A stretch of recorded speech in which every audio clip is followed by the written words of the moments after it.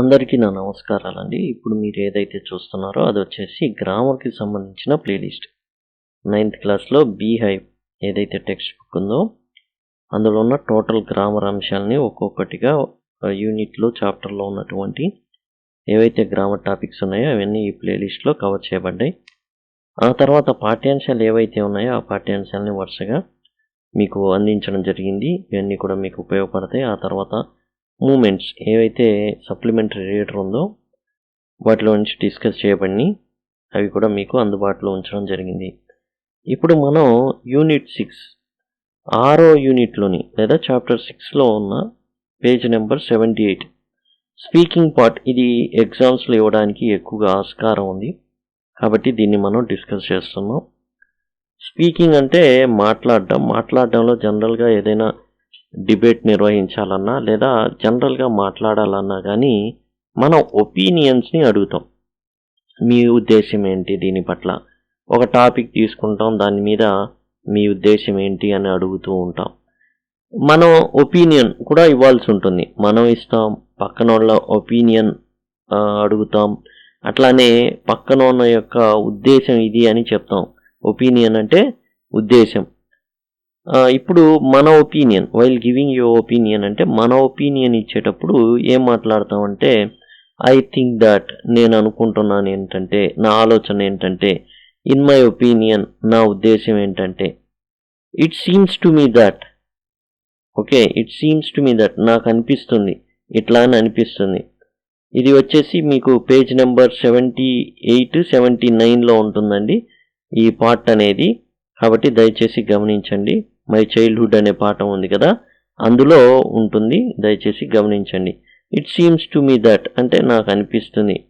I'm of view that, నాకు అట్లాంటి view ఉంది దీని మీద, నేను అనుకుంటున్నా. As for as I know, నాకు తెలిసినంత మటుకు. ఇఫ్ యూ ఆస్క్ మీ, నన్ను గనక మీరు అడిగినట్లయితే. ఈ విధంగా మన ఒపీనియన్స్ ఏంటంటే మనం ఇక్కడ చెప్పడం అనేది జరుగుతుంది.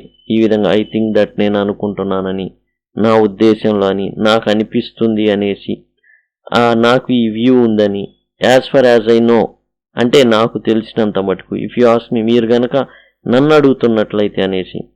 ఇక వేరే వాళ్ళు ఎలా అనుకుంటున్నారో మనం చెప్పేటట్టయితే, వేరే వాళ్ళ ఉద్దేశాలు మనం చెప్పేటట్టయితే, అకార్డింగ్ టు సమ్ కొంతమందిని అనుసరించి, క్వైట్ ఏ ఫ్యూ థింగ్ కొంతమంది ఇలా ఆలోచిస్తున్నారు, సమ్ అదర్స్ ఫేవర్ కొంతమంది దీనికి ఫేవర్గా ఉన్నారు, దీనికి అనుకూలంగా ఉన్నారు, 30% ఆఫ్ ద పీపుల్ డిజగ్రీ ఈ విషయాన్ని 30% మంది జనాలు నో అంటున్నారు, 50% ఆఫ్ దెమ్ స్ట్రాంగ్లీ ఫీల్ 50% మంది గట్టిగా, అది పాజిటివ్ అవ్వచ్చు నెగిటివ్ అవ్వచ్చు, కోరుకుంటున్నారు.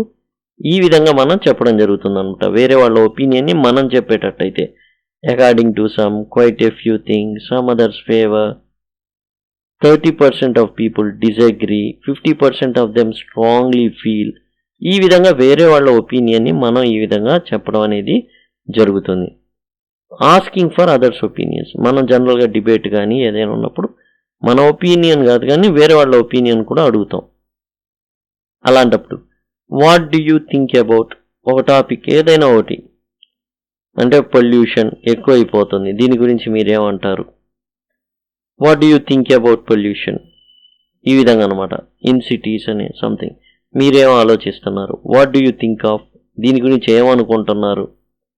What is your opinion about, మీ ఉద్దేశం ఏంటి దీంట్లో, మీ ఆలోచన ఏంటి? డూ యూ అగ్రీ, ఇలా అనుకుంటున్నారు, మీరు దీన్ని సమర్థిస్తారా? డస్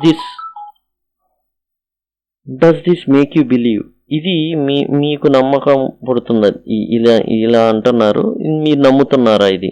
ఈ విధంగా అనమాట. వేరే వాళ్ళ ఒపీనియన్ కూడా మనం ఖచ్చితంగా అడిగి తెలుసుకుంటాం. జనరల్గా డిబేట్స్ ఉన్నప్పుడు కానీ లేదా నార్మల్గా కానీ మనం కొన్ని బాధ పెట్టే ఉంటాయి, కొన్ని ఆనందపరిచే ఉంటాయి, ఏవైనా అయి ఉండొచ్చు. పొలిటికల్ పార్టీ గురించి, does this make you believe that they win, మీరు ఇది నమ్ముతున్నారా, ఈ పోల్ని బట్టి వీళ్ళు గెలుస్తారని, ఈ విధంగా అడగొచ్చు అనమాట.